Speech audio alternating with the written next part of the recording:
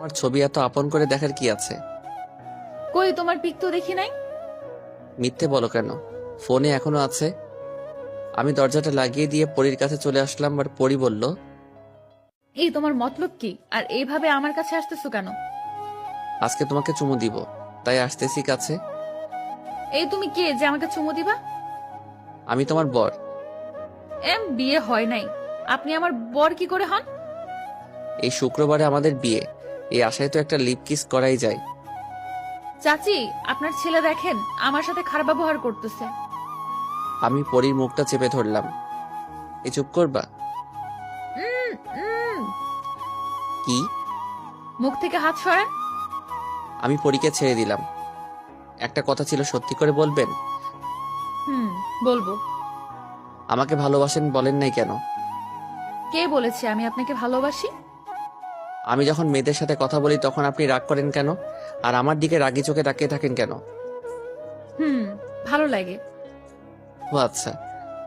আমি পরীকে জড়িয়ে ধরলাম, পরী কিছু বলছে না। কিস করতে আইছেন তাই তো? হুম। করে চলে যান। আমি পরীকে কোলে তুলে নিলাম, পরীর ঠোঁট আর আমার ঠোঁট এক করে দিলাম। এইভাবে কতক্ষণ ছিলাম জানি না। হঠাৎ দরজার কড়া নাড়ায়, পরীকে ছেড়ে দিলাম।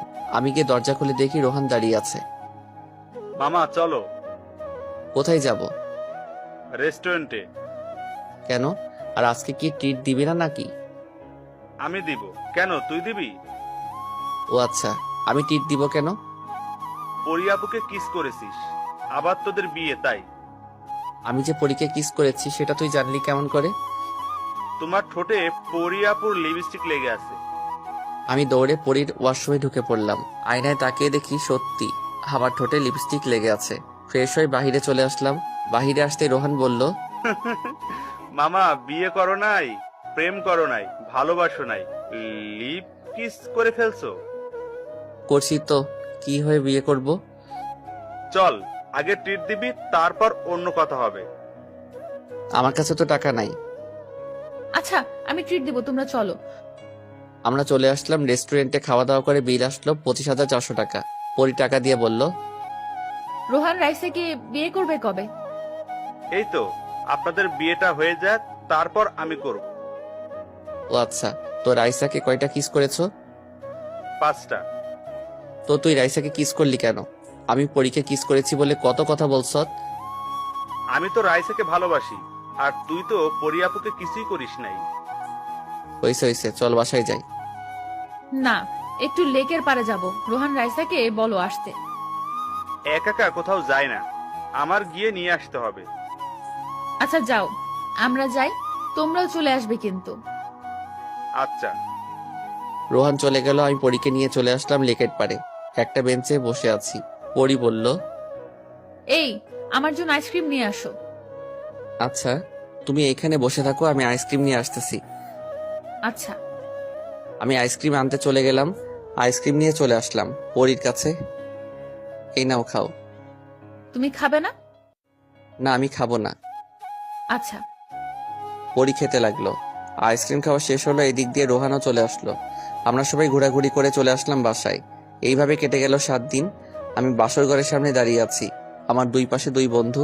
সিয়াম বলল, মামা এই নে লাঠিটা নিয়ে যা, বিড়াল মারবি এখনই গিয়ে। আচ্ছা। এইদিকে রোহান বলল, মামা এই নে, এটা নিয়ে যা, কাজে আসবে। কি আছে এটার ভিতর? রুমের ভিতরে গিয়ে না হয় দেখিস।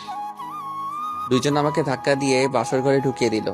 আমি লাঠিটা নিয়ে পুরো ঘরে খুঁজে ফেললাম, বিড়াল পেলাম না। আমাকে এইভাবে দেখে পরি বলল, এই, তুমি কি খুঁজতেছো? সিয়াম বলেছে ঘরে নাকি বিড়াল আছে, ওইটা মারতে। ও আচ্ছা, এদিকে আসো, আমি বিড়াল মারা শিখাচ্ছি। আমি পরীর কাছে চলে গেলাম। পরি এসে সালাম করলো। আমি পরীকে উঠিয়ে বুকের সাথে জড়িয়ে ধরলাম। আচ্ছা পরি, তুমি তো বলছো বিড়াল মারা শিখাবে, কই শিখাও নাই তো? বিছানায় চলো, তারপর শিখাচ্ছি। আমি বিছানায় যেতেই পরি তার ঠোঁট আর আমার ঠোঁট এক করে দিল। এইভাবে কেটে গেল সারা রাত। বিড়াল মারাও হয়ে গেল। সকালে বুকের উপর শুয়ে পরি বলল, আমি চাকরি ছেড়ে দিয়েছি, আর তুমিও ছেড়ে দাও। শ্বশুর আব্বার সাথে আমাদের অফিসে যাও। আচ্ছা। আমি পরীর কপালে চুমু দিয়ে বললাম, এ উঠো, আমি ফ্রেশ হয়ে আসি। আমার শরম করতেছে।